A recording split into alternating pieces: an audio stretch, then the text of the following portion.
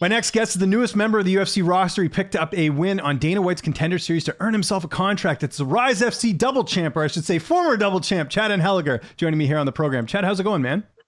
I'm doing awesome, man. Great to be talking to you. Hey, it's great to be talking to you as well. We're a week and a bit removed, man. How does it feel? You finally made the UFC. I know it's been a long road to get here. Yeah, it's kind of surreal. It still hasn't really kind of kicked in because it's just life as normal. You know, I went and won another fight like I always do, and back to work and back to life. So I don't know. It doesn't really change that much, but it will. You know, it'll start kicking in, and especially when I get my first fight booked. But yeah, it's great. It's a real good feeling to come back with mission accomplished. And you're at work right now. For those who don't know, what do you do for work? For people who might be wondering. I work at Tracker Marine Boat Center here at Bass Pro Shops in Calgary. So I manage the service shop, actually. So right now we're busy. So I got to be here and still working away. Anyone recognize you since the Contender Series? Since it happened, you get people coming up and be like, hey, I saw you on Contender Series or anything like that? You know, not really. But I did have a funny one when we first came back. We were flying back in. And, you know, flying's been a little weird. And it's kind of, you know, you don't know exactly what you're supposed to or not supposed to. So we're a little anxious coming back to the border security, and the border security guy, as soon as I walked up, was like, hey, you won your contract last night. I saw it on TV. So it made it a little easier. So but that's really about as far as it's gone. Nobody else has. So we were trying to link up pre-fight. I know the interview didn't end up working out. My bad. I forget what happened. But you were a big underdog heading into the fight. Were you aware of that when you went in, that he was considered like a big favorite to win? Yeah, you know, I was stuck at the hotel, like at the bubble actually in Vegas, because cases were really bad there too. And I had to go up over 2 weeks early for the fight. So, I mean, I tried my best to stay away from that stuff, but, you know, you got 16, 17 days to just sit in a hotel room. You know, all you can do is work out and sit around the room. I mean, it was pretty hard to avoid. So I did know that I was a big underdog, but that's been the case for a lot of my fights. Only very recently have I not been. So it's all good. Not to mention I was away for, you know, almost 2 years or a year and a half of competition. So that Chad that they made the underdog was very different than the one that walked into the cage. So they know that now.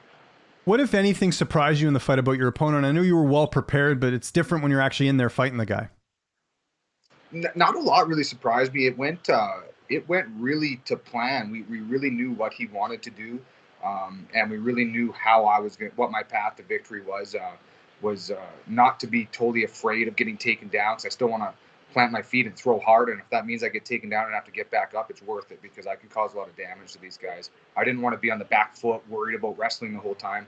That's his game. So whatever, I'm just going to keep getting up and keep smashing them and tire them out and take them out. The only thing that was a little surprising was his resilience, man. I was hitting him hard. I dropped him hard with that knee. I saw his eyes going all different directions, but he was resilient and he snapped back in, and he was always dangerous. So yeah, I got to show a lot, but it went how I figured it was going to go. How confident were you when it went to the judges' scorecards? You never know with the judging in Vegas. I know we had last week some weird judging as well. What was going through your head when they were reading the scorecards? Well, I was super confident because, you know, the two guys in the cage, they know who won the fight. I know I won the fight. He knew he lost the fight, but you never really know what people see. So I was really confident until I heard split decision, and all these thoughts start rushing through my head, and I was freaking out. But you know, then it was a huge release when they got it right and gave me the win. But I was confident I won. I wasn't 100% confident that I was going to get the credit for the win, but I'm glad I did. Well, and that's the thing too. Like the week before, they handed out 5 contracts. So I even remember watching your fight and being like they got to give, you know, credit for the fact that you won the fight, you were an underdog and all this. But I was worried because they had already handed out 5 contracts. What were you said you weren't confident. Like what percentage did you give yourself after winning that fight of thinking you were going to get the UFC contract? Oh man, I mean, it changed. It started at like 90% confident because I fought, I mean, in my opinion, the toughest guy on the yeah, exactly, cards. yeah. You know, it was a tough fight. So the win and showing a lot of heart and showing off some of the questions people had about me, like my grappling. So I was really confident I did exactly what I needed to do to show how good I was. But then I was sitting there waiting, and then there was, you know, TKO, TKO, TKO, and only one other decision. So I was like, oh man, these guys are putting a lot of pressure now for my win to stand out, because these guys all got finishes. But I mean, Dana and the guys at the UFC, they understand fighting more than anybody. So what I did was certainly enough to earn the contract, in my opinion, and luckily theirs too. How did you celebrate after the win? I didn't get a whole lot in. You know, I was a little worn out, a little tired, but I still was able to sneak in a couple beers and plate of wings before I went to bed and got up for the flight the next morning. What's been the feedback from the Canadian fans? You're one of the few Canadians that's actually won on the show and earned a contract. Oh, it's awesome. That's been the biggest positive takeaway I've had so far is people just reaching out from across the country, sending me messages. I mean, it's a little overwhelming. I'm not really used to it, but it's been such a positive thing. Even just coming back to, I live in Airdrie, just outside of Calgary, but even just coming back to my hometown neighborhood, everybody was watching. Everybody was pumped up. I got a bunch of, video messages to me where people had their little watch parties going on, kind of all across, the province. People who I'm friends with, that they work with, they had a watch party. It just seemed like everybody was behind me, and it felt really good to give them a win. I'm sure you've spoken to Hakeem Dawodu since the fight. What has he said as someone who's already in the UFC and a teammate of yours? Hakeem's all business. He just wants to get back to work, get me into sparring again, and so we can get to work. But yeah, I mean, he's super happy for me. He's put in a lot of hard work with me too, and he's a really good role model for us in the gym of how to get there. And it's not, it's not luck, it's not flash. It's just the guy just works hard, and we do too. Now, the most important question, did he crack a smile when you told him this? Because, Hakeem's a pretty serious guy. He means business. I actually haven't seen him face to face, but if I had to bet my win purse, I would say no, he did not smile. Speaking of money, anyone message you that they wanted a bunch of cash on your fight? Because like I said, you were a pretty big underdog. That's actually a really funny story. There's a whole bunch of people that did. And so the way that the whole contract worked out for the fight, I had 3 corners originally and 4 tickets to the event. And that's just how, they don't have a lot of people, but that's what you get. But then right before, they pulled that back to only 2 corners and no tickets. But I had people and really close friends and family that bought flights and hotel rooms. So they said, oh, we're still going to come anyway. I mean, maybe we'll see you after. So that was all good. But when they got up there, they were drinking all day and saw the odds kept going. So they all put a bunch of money on me to win, and then they all won. So then they stayed an extra day and got another room in Vegas, and they had a real good party on me, I guess. That's cool. That's I love hearing stories like that. That's pretty awesome. And just last thing I got to mention, sort of on the win and everything, it's pretty cool. Second fighter from Rise FC, Tristan Connolly being the first, you're the second. Like, what does that mean to represent that organization and make it to the UFC? Because I know a lot of the good matchmaking was sort of what helped you get to this point as well. Yeah, I reached out to Saab after too, because he sent me a congratulations message. But I really wanted to let him know I really appreciated all the opportunities I had. So I had 3 fights for Rise. As soon as I came in, I was able to fight for a title. I was able to fight for a double title. I was able to defend it against, kind of a last-minute replacement we had to search real hard to find. So Rise put in a lot of work for me. They really believed in me that I could make it. So it's kind of nice to give one back and just let them know that it wasn't all for naught, that I got it done. I had the tweet out during fight night. At one point in your career, and you know this, you were 2-5. Now you're in the UFC. How cool is that to know what you've overcome? A lot of people don't, have a record like that and are able to turn it around. And I know you made some changes, but is that something you've been able to reflect on since earning the UFC contract? Yeah, I mean, I used to get so upset about my career and how it started. It used to really hinder my improvements too, because I used just to be kind of bitter that I made some poor decisions and I didn't really have an amateur career, and I should have. So it was really frustrating for a while, but the more I started thinking about it and I was fighting on the Contender Series, it's like, what's there to be frustrated about? I've made it as far as anybody could ever hope to make it. And then when I made it into the UFC, even more so. So yes, things can be frustrating, but they're all part of the process, and if you have your mindset and the goal in front of you, eventually you're going to get there. I mean, there's up and downs on the way, but that's part of it. You actually need that. So I knew, a lot of people had me written off as the underdog in that fight, but I knew for a lot of other reasons why I wouldn't be, and that's because I've been through a lot. I've learned a lot that made me really ready for the moment when it came. So, a lot of people were surprised about my win, but I sure wasn't. I knew I'd earned it already. So. Now, are you going to be making your debut at flyweight or bantamweight? Because you held both titles in Rise. Do you have a preference? Is that something you've spoken to your management or the UFC about? Yeah, I'm actually going to sit down with my management and my coach Brian again to go over 25 versus 35. But in my mind, I just fight so much better at 135. There's some disadvantages with some of the guys in size, but there's also some advantages. But with the speed I keep, of all my fights, I know that my performances have been the best at 135.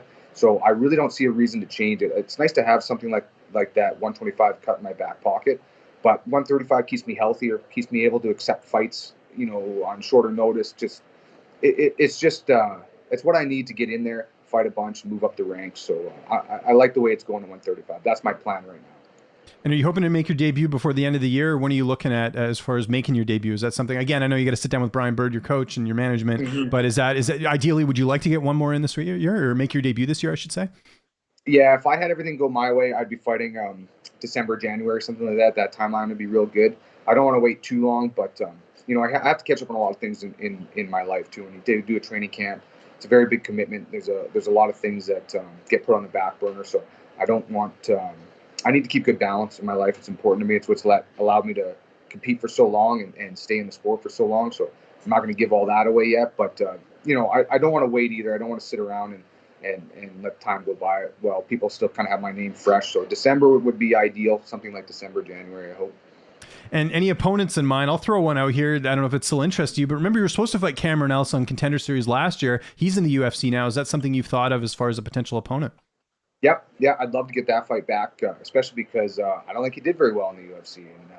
And when he got pulled and I didn't, it was kind of a bit of a chip on my shoulder that I still have. So I'd like to go out and make that right. But there's so many guys that I see that I match up really well with, and I'm excited about anybody in that division. It just gets me fired up. My motivation couldn't be higher. But Cameron Ellis is one. Ricky Turcios, I think, would be another. What's the plan for the rest of the week? I know you're at work right now. Anything like I'm sure getting a lot of family time, right? Because like you said, a lot of sacrifices in this training camp. Yeah, I've been catching up a lot with some people that I owe some time to. My girlfriend, for one, so spending some time with her. I was in 90% done some home renos, and I had to put a hold on that to put training camp on. So I got some work to do at the house. I got some catch up here at Tracker to do as well. So I kind of got my head down, banging out some work and getting caught back up.